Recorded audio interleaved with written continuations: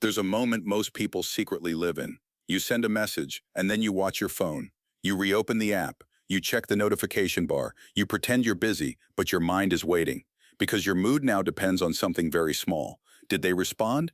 And the uncomfortable part is this. It's not about the message. It's about what the reply means. If they answer fast, you feel important. If they delay, you feel ignored. If they're warm, you relax. If they're distant, your mind starts searching for what you did wrong. And slowly, without noticing, your emotional stability moves out of your control and into someone else's hands.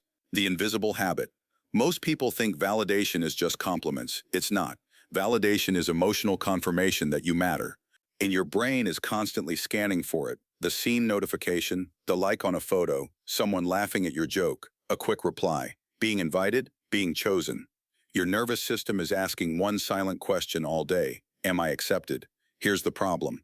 When acceptance becomes a need instead of a preference, your behavior changes, subtly, quietly, but powerfully. You start softening opinions. You explain yourself too much. You apologize before conflict even happens. You respond instantly. You become agreeable even when uncomfortable.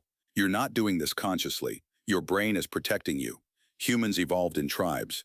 Thousands of years ago, rejection meant danger. Being excluded literally reduced your chance of survival. Your brain still hasn't updated to modern life. So today, being left on red activates the same alarm system as being abandoned. That's why it feels irrationally intense. You're not weak, you're wired. But, and this is the important part, some people grow out of this dependency, and those people live very differently. The hidden psychology. There are two types of confidence: performed confidence and regulated confidence. Performed confidence tries to look impressive. It's loud. It seeks approval. It needs reactions. Regulated confidence is quieter. It does something far more powerful. It does not need to be confirmed to exist. People who don't chase validation operate from internal confirmation instead of external feedback. Their brain does not constantly ask, "What do they think of me?" It asks, "What do I think about this?"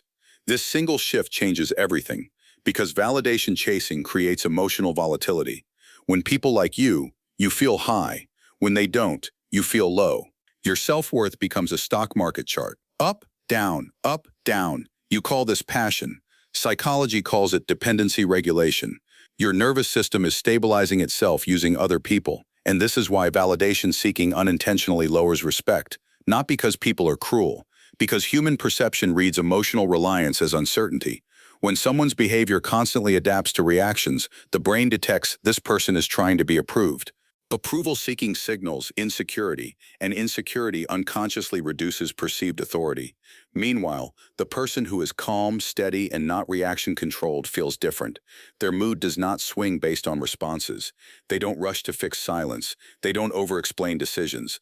Their emotional state appears self-contained, and the brain interprets that as stability. Humans trust stability. Trust becomes respect. Respect becomes attraction. Why not chasing validation creates power? Here's something subtle most people never notice. Attention flows toward emotional independence. Why? Because emotional independence removes pressure.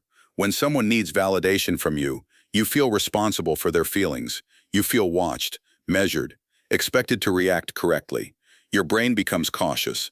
But when someone doesn't rely on your reaction, you relax around them. They feel safe, and safety increases closeness.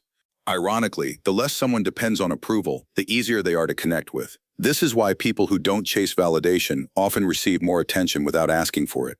They are not performing for acceptance. They are participating. They don't speak to impress. They speak to express. They don't text to secure reassurance. They text to communicate. They don't panic in silence. They allow space, and space is psychologically powerful. Because the human brain values what it has room to move toward. Chasing closes space. Calm creates it. The dopamine trap. Validation works like a reward system. Every positive reaction gives your brain dopamine. A like, a compliment, a fast reply. Your brain records it.